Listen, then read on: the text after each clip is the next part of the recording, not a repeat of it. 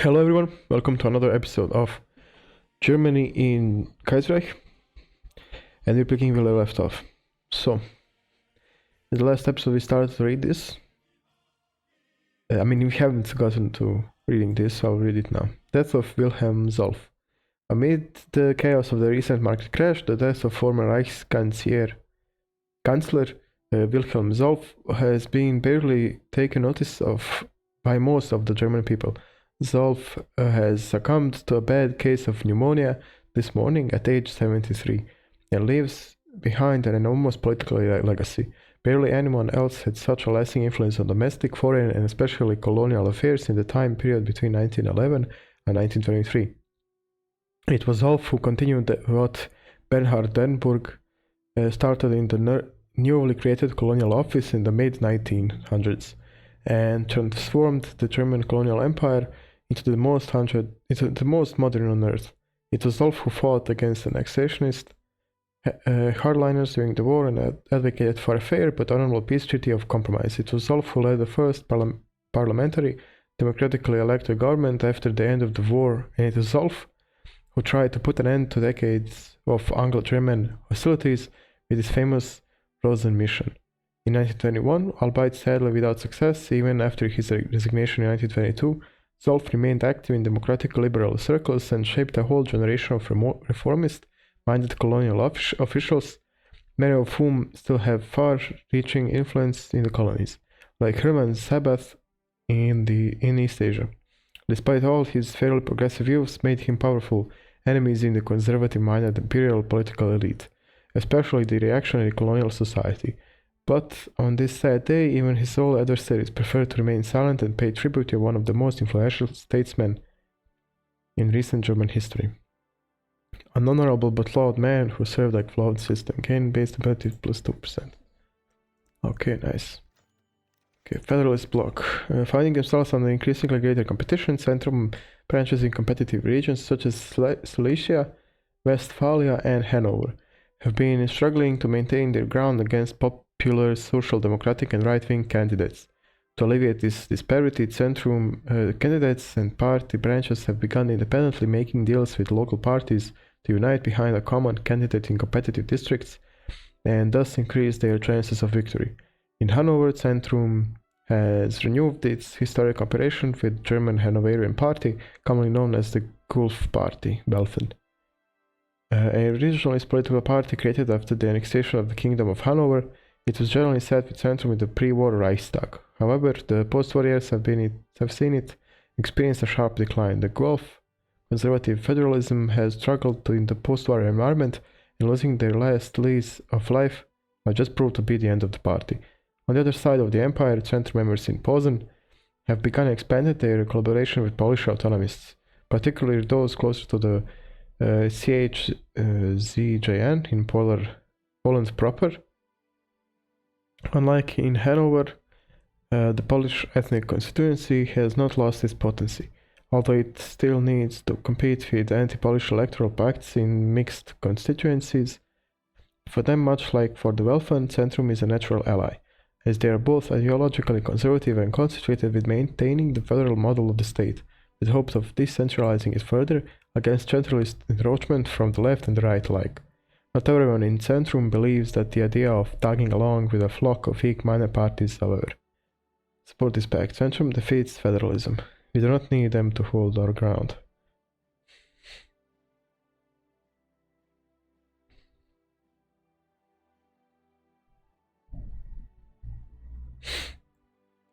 Okay, let's see. We need Guelph and the Minority Bloc.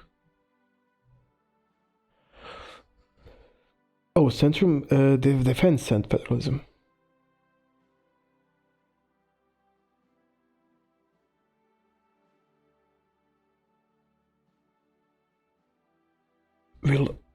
Centrum will earn 3 additional seats. And Centrum has 90. I'd rather get this. Minority Bloc is 17, Guelph is 1. Like, Centrum gains only 2. Yeah. Okay. Collapse of Danske Bank.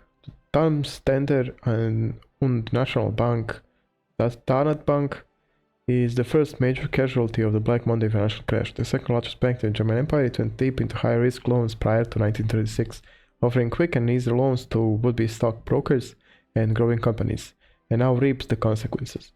One of the companies which had been severely indebted to Danat Bank was Norddeutsche Wollkämmerei, I think, and the Kammgarnspinnerei, Nordwolle, a full and worsted processing plant in the Delmenhorst.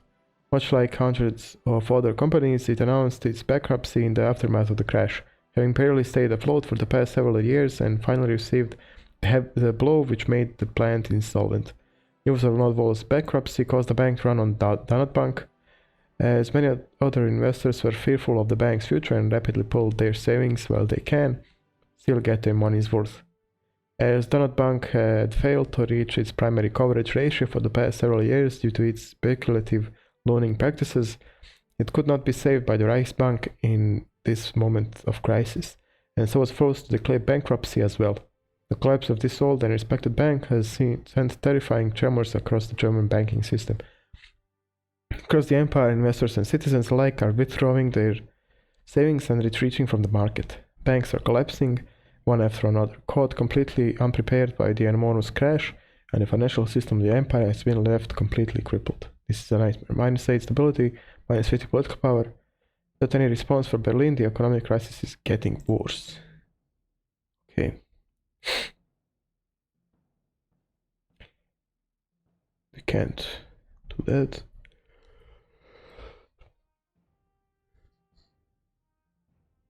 Maybe we can't invest in Poland, South Police Holdings, no. No. Monarchy, popularity, change popularity of authoritarian democracy. What's it now? Market liberal? I don't care really. Okay. Do we have any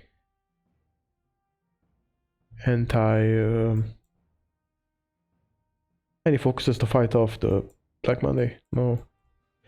Okay, I guess we'll go this. Demand renewal. No, probably the Pritzwitz plan.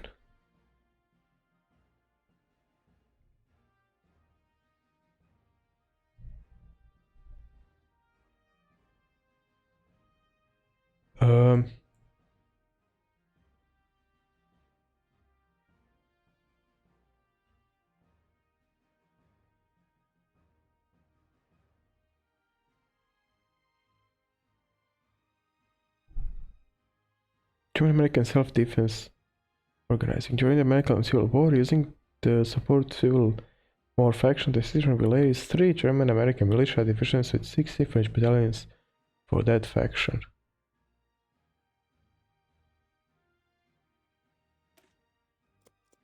That's kinda cool. Okay.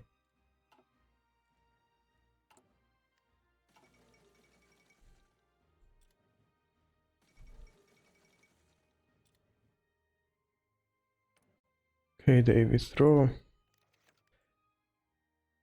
Why is it lagging like this? It's bugged, okay. I'll just leave it like this. Neue Wirtschaft. Having earned the attention of the public with his accurate prediction of the Black Monday stock market crash, Walter von Rathenau has now stopped there. Instead, in the aftermath of the Black Week and the onset of the greatest economic crisis Germany has faced since the Weltkrieg, he has published an 11-page document for a full-scale reform of the economic system. This document has been proliferated across parties and major newspapers. Those well-read could tell that this document was a summary and somewhat moderate implementation of Rathenau's ideas in his 1990 work, Neue Wirtschaft, the new economy, and mirrored the economic reforms he pursued during the Solf and Erzberger government as Secretary of the Economy. A firm believer in his economic program, Rathenau believes that Black Monday is the perfect opportunity to pursue a full economic reform. The powers of the government in economic management must be greatly expanded, and wartime offices for the control of economic affairs and distribution of resources must be restored as permanent institutions. Rathenau sees economic planning as compatible with free market. State intervention will be able to harmonize the market, prevent waste of resources, and most importantly, combat the alienation of millions of factory workers employed in dull, mundane jobs across Germany. But he does not propose it in his economic program yet. Rathenau dreams of a utopian classless society which will free workers from soulless labor. The mundanity of work cannot be resolved with socialist promises of wage raises or shorter hours. A complete restructuring is necessary. Through a panacea, Arbeitsausgleich, equalization of work, menial and mental workers would switch offices for factories and factories for offices a few hours every day and would be able to find their calling somewhere in a vast society of choice. Classes would dissolve, work would be open according to talent, and modernity of work would cease. But for now, economic planning will suffice. Interesting program. SPD will earn 2 additional seats, LVP 2. And we gain some political power, okay.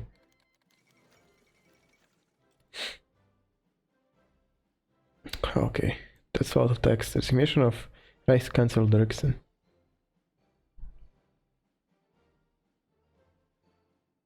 I'm not gonna... I can't read that. I'll just... because it's pick either Thais Siegfried von Roden or the same guy. What? The Socialist Communist Party will now be called Cabinet Roden March Coalition for the Roden Cabinet. Modify March leads to April. The Social Liberals... okay, I'll read it.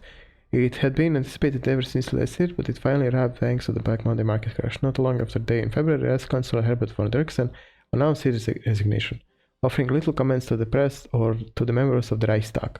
Though a competent diplomat, Dirksen's composure and character of a vain, pompous aristocrat left him isolated in high politics, and he never managed to shake off the veneer of being a loyal appointment. Less legitimate the partisan chancellors in the post-March German Empire. His vice-chancellor Heinrich Brüning refused to seek the Kaiser's appointment as the next Reichskanzler. After the Black Monday crisis, the office became a poisoned chalice. Seeing little initiative from the parties in the Reichstag, Wilhelm II appointed the current Minister-President of Prussia, Siegfried von Roden, as new Reichskanzler. An elder civil servant with years of experience in the federal and Prussian government alike, he currently heads a non-partisan government of the center and right in Prussia, staffed with right-wing politicians and non-partisan professionals. Though his government is not planning to survive the April election, it has a lot on his plate regardless. Roden's preference is to assemble a non-partisan emergency cabinet, staffed mainly by civil servants he relied upon in Prussia, and promulgate emergency economic controls. This Prussian lockdown of the federal government is bound to go poorly with the states. However, an alternative approach would be to keep Brüning as vice-chancellor and work with the Reichstag. Brockdorf could forge a grand coalition after the dramatic 1924 elections, so perhaps Roden can replicate the same feat. Germany needs a responsible cabinet above party politics. Perhaps Roden can restore the grand coalition. Okay, so we either choose to get stability and political power. Okay, weaker stability, or social liberals gain coalition. Who are social liberals? Social liberals, that's like 12. It's kind of low, but 12% popularity. That would be kind of good. But March leads to April. Where's that? March leads to April. Political power gain minus 75. Political stability minus 50. And this is just plus. So it could go like minus 20. Minus 0.2. I think I'll choose the coalition. Gain 5% stability.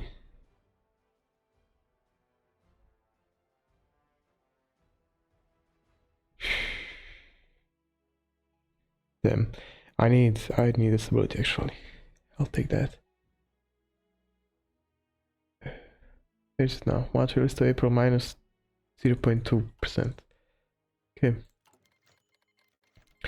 Damn. Oh, wow, that's a lot of. Okay. Mass layoffs. By February, the Rice Bank and the state institutions finally began making the first action towards stabilizing the free world market. A bank holiday has been established and emergency bailouts for the Keystone banks that survived the initial crash have been sent out, though all of the states' actions so far have been kept to minimums as Reichstag remains deadlocked and the election is approaching soon. By now, however, the damage has already been done, with financial sector crippled and the national economy system trembling. Demand for German exports has collapsed and companies across Germany are forced to either declare insolvency or drastically cut costs. For almost all industries, this meant relieving workers, many of them, and the number of unemployed who have been cast out to the streets is now in the millions. The birth reforms of 1925 established a system of unemployment insurance for German workers, and so a meager pension allows the unemployed to take ends meet somewhat. But this has taxed the already struggling finances of the empire greatly, and in numerous cases the impact of the crash has been a lot more tragic. Stock market brokers who had lost everything in the past few weeks, struggling artisans who had refined their humble career for decades and saw their life ambitions crash in days, all have taken a liking to ending their lives, and state police forces have been forced to patrol bridges more and more often. The government must intervene and do something. -8% stability. Remove one military factory in Lower Silesia.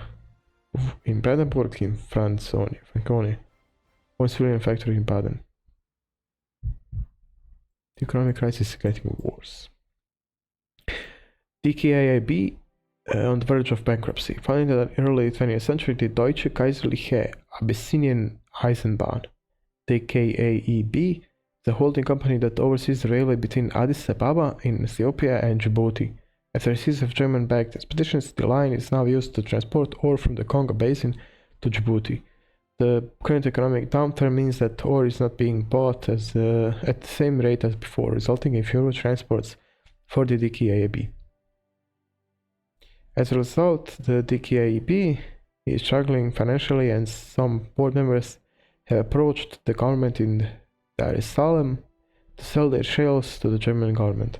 Something has to be done to prevent Ethiopia from slipping out of our grasp. That's this, right? Prop up the company. The colonial office comes to the decision. Sell the government shares to Ethiopia. Isn't Mittel Africa responsible for Mittel African affairs?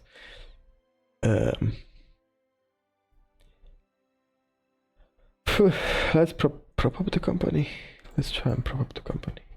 Outbreaks of anti-Semitic violence. The beginning of the economic crisis sparked by the Black Monday market crash has given fuel to anti-Semitic agitation, and even a handful of outbreaks of violence across Germany. In local legislatures, right-wing deputies, generally those belonging to the DVLP, have proposed taxation on Jewish business or boycotts of Jewish goods, while Jewish citizens in the cities have had to cope with suspicion and constant libel from right-wing newspapers.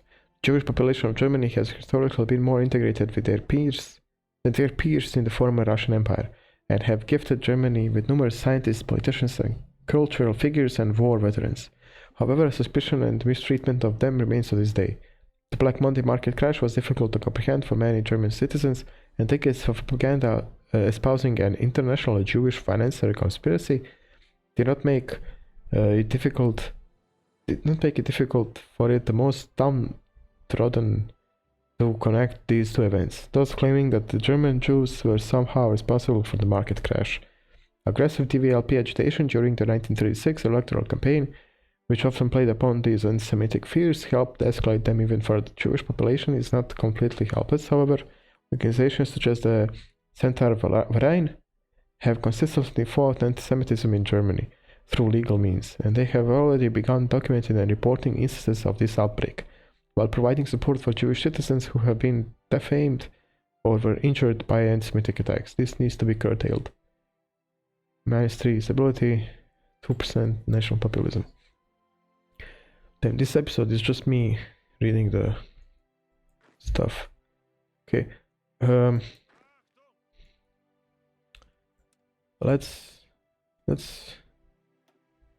put 2 on here. 2 go there, and the rest It'll be...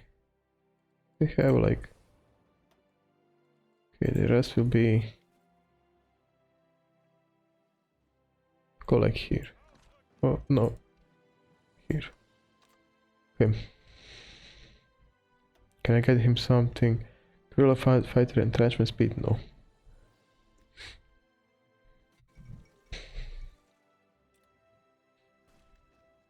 Okay. Help them first. Help them get this. Okay. Can you help them?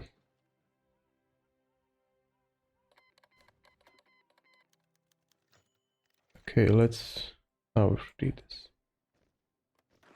They don't actually.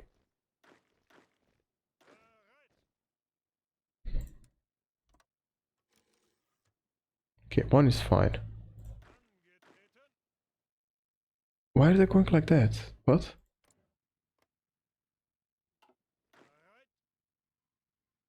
Oh, that's because this is wait.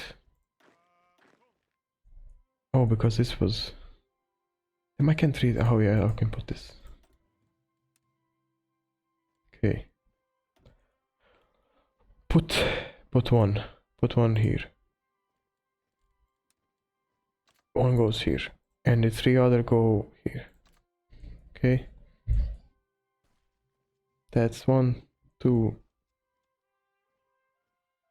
3 promises, okay. Oh. Great.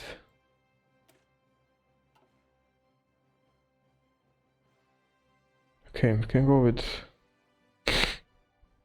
Is there anything you can do? Unlock new decisions? No, nothing. This is huge focus tree. Okay. Second expedition to China.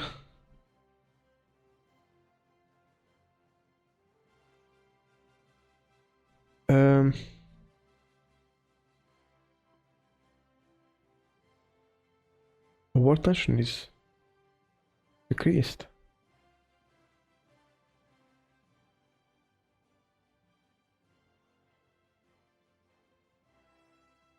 Let's go with that.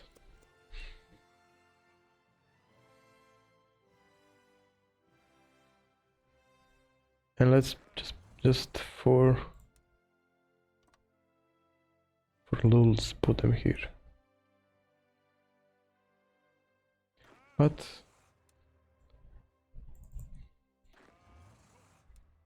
Shift click.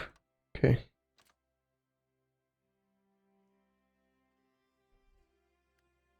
Oh yeah, don't forget. Deadlock in the Bundesrat. The formation of Roden's non-partisan government has taken us an affront by Germany's numerous federal states, especially South Bavaria. Württemberg and Baden viewed the formation of a government dominated by Prussian officials with extreme suspicion.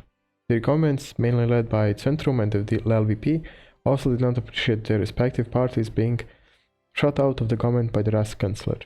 The result was that in the Bundesrat, Germany's upper house, composed of representatives of its member states, a hostile majority is formed against the Reichskanzler, composed of the southern states and numerous minor states who have joined in protest against the Reichskanzler. Though Centrum and the LVP led the attack against the Reichskanzler, it was the SPD who benefited in the election polls the most. The campaign and Reichstag delegation took advantage of the political drama to protest the bureaucratization of the government and the growing trend of lacking Reichskanzler accountability to the Reichstag, which spells out the necessity for further democratic reforms in the empire. At this point, we'll even find a government come April. -50 political power, -100 stability. SPD gains 5, Centrum gains 3, Guelphs gain 2. Then this was creation plan in the ADGB. The economic crisis has sparked discussions within various ideological circles and associations. The traditional consensus among German economists has failed, or at least it was no longer trusted by the average working politician. Witnessing millions being thrown to the streets and dozens of banks collapse overnight, parties, associations, and trade unions look towards the government for potential salvation. That state intervention may help drive up demand and reinvigorate the economy during the financial cycle. It's been contemplated during the interwar period, and these ideas have only gained more attraction since Black Monday. The Journal of the General German Trade Union Federation, ADGB, the Arbeit, has opened a discussion on what they have named active economic policy, after the publication of a political economic program by the trade unionists Fritz Tarnow and Fritz Bade. This plan, titled the Tarnow-Bade Plan, after its creators, posits the creation of massive public works which could employ up to 1 million people across the empire, as well as tighter banking controls which would allow an intensive inflationary policy. According to Tarnow and Bade, work creation and fiscal inflation will provide relief for the poor and drive up demand, solving the downfall. Although the ADGB is closely allied with the SPD, the party has actually distanced itself from the Tarnow-Bade plan. Otto Wels and Rudolf Hilferding have both criticized the ADGB for its direct intervention in politics, which should be delegated solely to the party, and for Tarnow and Bade's intentions to play doctor at the bedside of capitalism. Undeterred, the trade unionists have been making waves across the press nonetheless, and earned the surprising endorsement of the Prussian Minister of War, Kurt von Schleicher, who described war creation as the only way out of today's plight. Interesting. Minus 2 stability, SPD will earn 1. Electoral gridlock in Britain, okay.